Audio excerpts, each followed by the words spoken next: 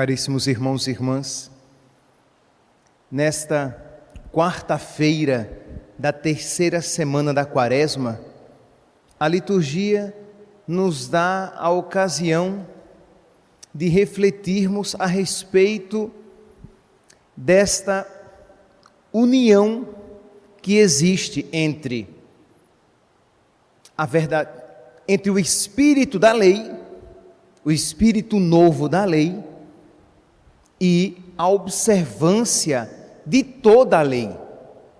Explico-me. Jesus Cristo, quando Ele vem, Ele nos ensina que existe um espírito, uma maneira nova de viver a lei. Enquanto os fariseus, eles ficavam apegados simplesmente aos aspectos exteriores, a uma vivência meramente exterior da lei, Jesus nos ensina de que o coração e a interioridade são a condição sem a qual a observância não é boa. Vamos pegar aqui um texto para que nós possamos compreender bem isso que eu estou falando. Logo no início da Quaresma, nós tivemos o texto do Evangelho em que Jesus Cristo dizia: quando deres esmola, não façais, não toqueis a trombeta, mas que a tua mão esquerda não saiba o que faz a direita. Quando jejuardes, não façais como os hipócritas que jejuavam. Então Jesus está dizendo o quê? Não basta dar esmola, não basta simplesmente jejuar, não basta apenas rezar, mas com que coração você está jejuando, com que coração você está rezando, com que coração você está dando esmola. Então o coração e a interioridade, de modo que o vosso Pai, que vê o que está escondido, dará a recompensa. Isso que Jesus, Ele apresenta de uma maneira perfeita e completa, o Antigo Testamento já nos chamava a isso. Por exemplo, o profeta Joel, no capítulo 2, no versículo 12, ele já dizia: diz o Senhor, voltai para mim com todo o vosso coração, com jejuns, lágrimas e gemidos, rasgai o coração e não as vestes. Isto é, existia uma prática judaica de rasgar as vestes, de se cobrir de cinzas, de se sentar em cinzas. Mas o profeta Joel diz: olha, mas não adianta você rasgar as vestes, quando na verdade você não rasga o coração. O profeta Isaías vai dizer: não adianta jejuar, se no dia do jejum você briga, faz confusão, provoca litígio, está interessado apenas nos seus lucros, esse jejum não adianta. Então, percebem aqui que Jesus então leva isto que o Espírito já estava suscitando no coração dos profetas, Jesus leva à perfeição. Então existe o Espírito novo de observar a lei, mas cuidado, porque existe um outro perigo nisso, que é o quê? É aquela frase que vocês já devem ter ouvido muitas vezes: o que importa é o coração. Isto é, o que importa é o coração, as pessoas chegam mesmo até a desconsiderar a lei, que o que importa é o coração. Quantas vezes vocês já não devem ter ouvido algo como que: eu não me confesso, porque o que importa é o coração com Deus. Eu não vou à missa, por exemplo, porque o que importa é o coração. De que adianta ir à missa e com o coração ruim? Então, existe um perigo nessa espiritualização da lei. Então, Jesus hoje, com o Evangelho, Ele nos mostra que uma e outra coisa são importantes. Isto é, se é importante eu olhar o meu coração e a interioridade com que eu vivo, eu observo a lei de Deus, é também verdade que a lei de Deus é imutável. Isto é, que existem aquelas realidades que são imutáveis, que pertencem à lei, e todas elas devem ser observadas. Quem não já ouviu, só para trazer mais um exemplo, uma pessoa que se veste de maneira imodesta, e aí você vai e fala, olha, essa roupa é imodesta. Mas o que importa é o coração. Quer dizer, as pessoas colocam o coração como se fosse uma realidade totalmente desligada da lei. E Jesus então hoje, no Evangelho, ele diz, não penseis que eu vim abolir a lei e os profetas. Porque como Jesus enfatizava a interioridade e o coração, as pessoas poderiam compreender, achar que ele estava fazendo pouco caso com a lei, com os mandamentos de Deus. Então Jesus diz, não penseis que eu vim abolir a lei e os profetas. Não vim abolir, mas vim dar-lhes pleno cumprimento. Pois bem, é com essa realidade em mente, tendo isso em mente, isto é, uma coisa e outra, devemos viver os mandamentos de Deus, a lei de Deus com todo o nosso coração, na nossa interioridade, mas com todo zelo por toda a lei de Deus, que nós iremos lançar o olhar sobre a primeira leitura de hoje.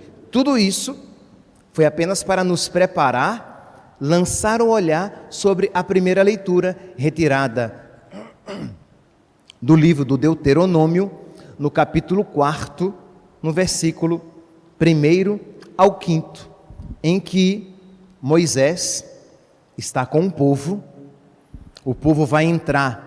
entrou na terra prometida, e Moisés vai dizer o quê? Agora Israel, ouve as leis e os decretos que eu hoje vos ensino a cumprir. Vocês entraram na terra prometida, agora sejam obedientes, para que nela vocês permaneçam. Sejam obedientes, para que nela vocês multipliquem.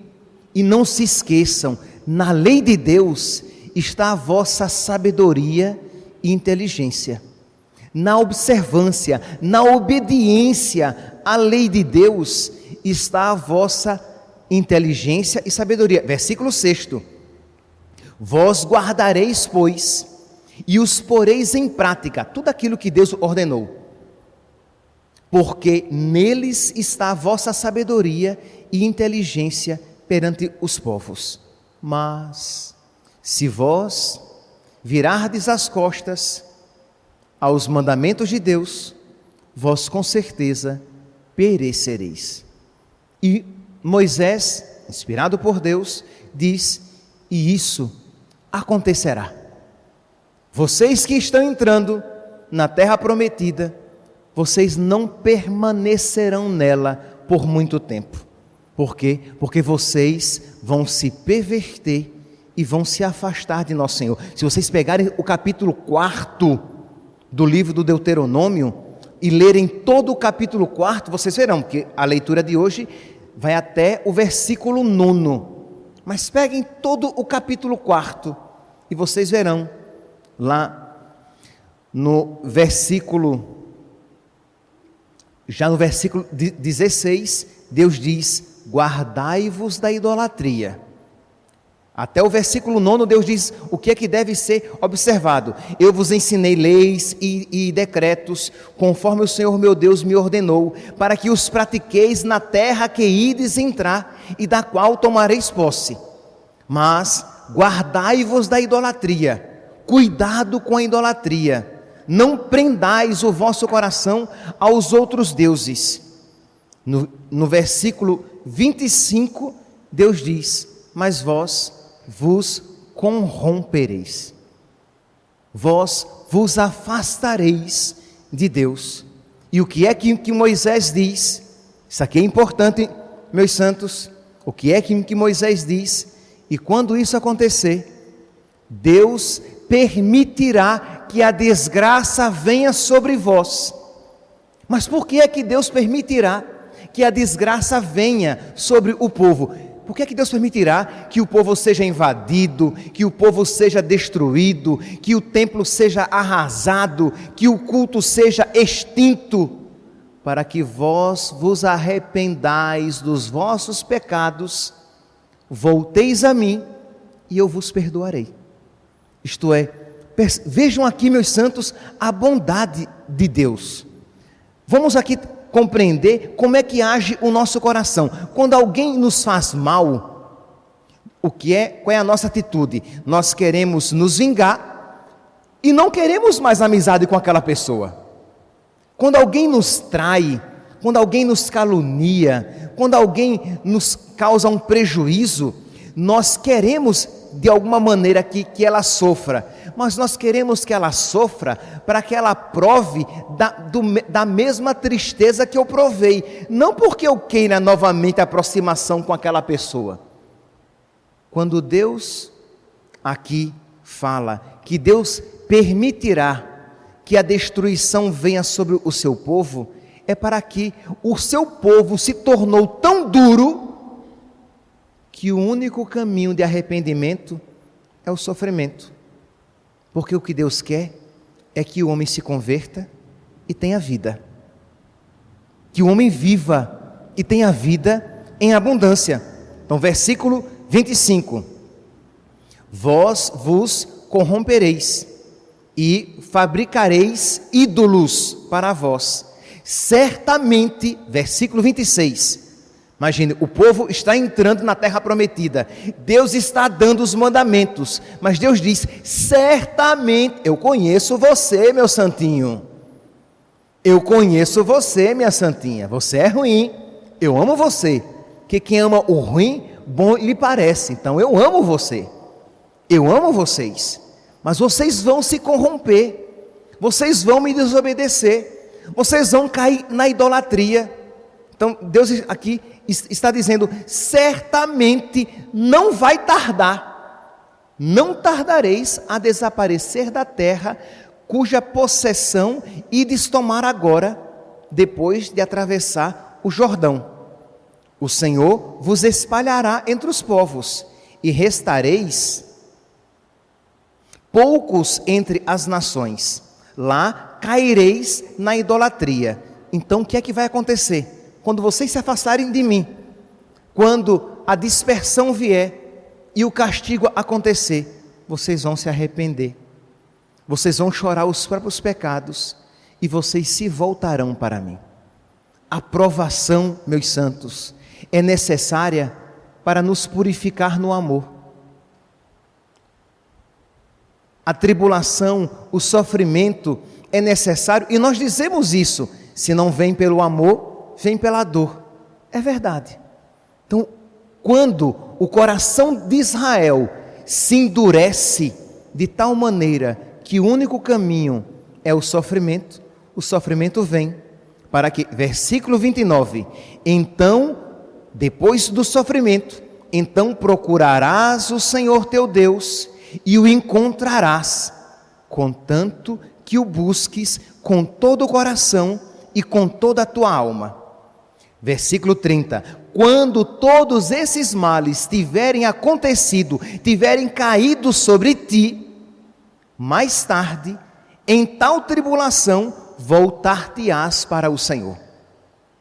Deuteronômio, capítulo 4, versículo 30, é o coração do significado do que queremos hoje passar. Quando todos esses males tiverem caído sobre ti, mais tarde, a gente ainda vai demorar, a gente vai sofrendo, mas o coração continua ruim. Pois bem, quando tudo isso acontecer, mais tarde, em tal tribulação, voltar-te-ás para o Senhor teu Deus, e ouvirás a sua voz, porque o Senhor Deus é um Deus misericordioso, e Ele não quer te abandonar, nem quer te extinguir, porque Ele não se esqueceu da aliança que jurou aos teus pais. Então, o significado aqui dessas palavras que devem nos encher de alegria diante de toda e qualquer dificuldade pela qual estejamos passando ou venhamos a passar. É amor de Deus, é cuidado de Deus, porque Ele não me abandonou. Ele continua, porque Deus corrige, o Pai corrige o Filho, diz a Sagrada Escritura. Qual é o Pai que não corrige o Filho? Se o Pai não corrige mais o Filho, é porque não o ama. Deus corrige a nós, Deus corrige a cada um de nós, Deus corrige a sua igreja da mesma maneira que corrigiu Israel. Por quê? Porque nos ama. Ele quer nos chamar à obediência. Pois bem, meus santos, mas existem dois tipos, dois graus, melhor dizendo, de obediência. Existe a obediência estritamente ligada aos mandamentos de Deus. E existe a obediência à vontade do meu Senhor. E nós somos chamados a esta segunda obediência. A primeira é tacanha. E da primeira, com muita facilidade, nós caímos na desobediência.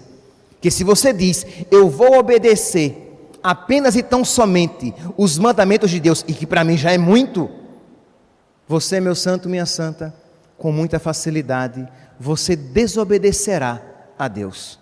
Porque essa nunca foi a obediência de Jesus. Esta não foi a obediência da Virgem Maria.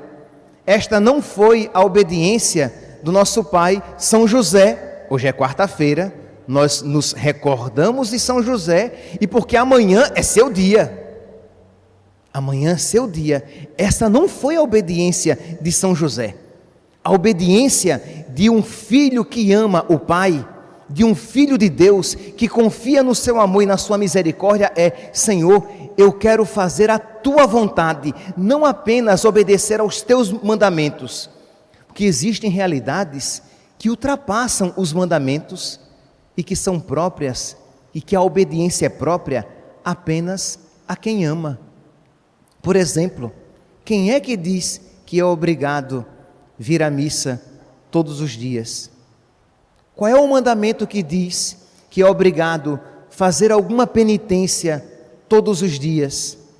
Qual é o mandamento que diz que é obrigado ter vida de oração todos os dias? Mandamento, eu estou falando, mandamento. Quem é que peca mortalmente porque deixou um dia de rezar? Pecar mortalmente não pecou. Não é mandamento. Quem é que pecou mortalmente porque percebeu que Deus me pediu, sei lá, que eu rezasse um pouco mais? Eu disse, vou nada, estou com preguiça, eu vou dormir. Quem é que pecou mortalmente por isso? Ninguém. Mas, meu santo, minha santa, se você restringir a sua obediência simplesmente aos mandamentos claramente expostos na lei, o seu coração ainda não é um coração que tende à perfeição. Você precisa obedecer como o nosso pai, São José. Diz, nós já conhecemos, pegarei aqui apenas 3 fatos claros e conhecidos a nós na vida do nosso pai, e que deve ser exemplo para nós: a sua presteza, o seu zelo na obediência à vontade de Deus. Vocês podem lá pegar o Evangelho de São Mateus, no capítulo 1, no versículo 20, quando José, ali naquela inquietação interior, sem compreender o que estava acontecendo, a Virgem Maria grávida, e ele não compreendia aquela situação, e não existia mandamento nenhum que o obrigasse a se casar com ela. Se a obediência é apenas aos mandamentos, e naquela situação o anjo aparece a ele e diz: José, filho de Davi, não temas receber Maria por esposa, pois o que nela foi concebido vem do Espírito Santo. E diz a palavra que José fez como o anjo do Senhor lhe havia mandado e recebeu em sua casa Maria. Ele obedeceu, ele acreditou, ele ouviu aquilo e acreditou e imediatamente obedeceu. Diferente da atitude de Zacarias. A mesma coisa aconteceu a Zacarias. E Zacarias riu de Deus. Imagine, minha mulher velha vai ficar grávida. Estou eu velho também. Ela réia e eu réio. Quem é que vai engravidar? E ficou mudo. Por quê? Porque não obedeceu e não acreditou. Isto é, a atitude de São José foi uma atitude daquela obediência total e completa. Deus disse isso e eu vou obedecer. Mais à frente, está ali ainda no capítulo, agora no capítulo 2, no versículo 13, diz que depois de sua partida, um anjo do Senhor apareceu, versículo 13, um anjo do Senhor apareceu em sonho a José e disse: levanta-te, toma o menino e sua mãe e foge para o Egito. E diz: José levantou-se durante a noite. Isso é, aconteceu, então tá bom, anjinho do Senhor, meu zeloso guardador, eu vou dormir, amanhã de manhã eu acordo e vou. Não, ele levantou e foi, durante a noite. Quer dizer, é aquela obediência pronta, é aquela obediência zelosa, é aquela obediência, eu quero fazer a vontade de Deus nas mínimas coisas, porque eu quero alegrar ao meu Deus nas mínimas coisas. Percebe aqui o que é a obediência simplesmente ligada aos mandamentos e o que é a obediência do nosso Pai, que é tão semelhante à obediência da nossa mãe, que são reflexos da perfeitíssima obediência de nosso Senhor Jesus Cristo. O obediente que aceitou a vontade de Deus sem pestanejar, sem pensar duas vezes. Mas continua, no versículo 19 ainda, do mesmo capítulo 2, eles fugiram e diz que com a morte de Herodes, o anjo do Senhor apareceu em sonho de novo a José e disse: levanta-te, toma o menino e sua mãe e retorna a Israel. Diz que José levantou-se, tomou o menino e sua mãe e foi. Imediatamente. Então essa obediência que não é uma obediência escrava, que não é uma obediência legalista, mas é uma obediência de quem quer fazer a vontade de Deus com perfeição.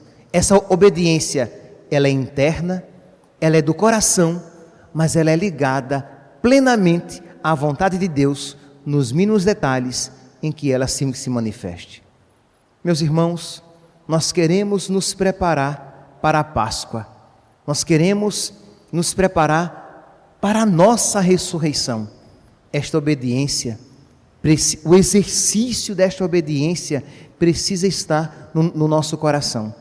Um desejo sincero e um exercício sincero de fazer a vontade de Deus, de procurar a vontade de Deus, de procurar conhecer a vontade de Deus e fazê-la de todo o coração, com todo o nosso entendimento e com toda a nossa alma. Que São José, cuja solenidade amanhã celebraremos, interceda por nós, para que bem possamos celebrar a nossa Páscoa. Louvado seja nosso Senhor Jesus Cristo.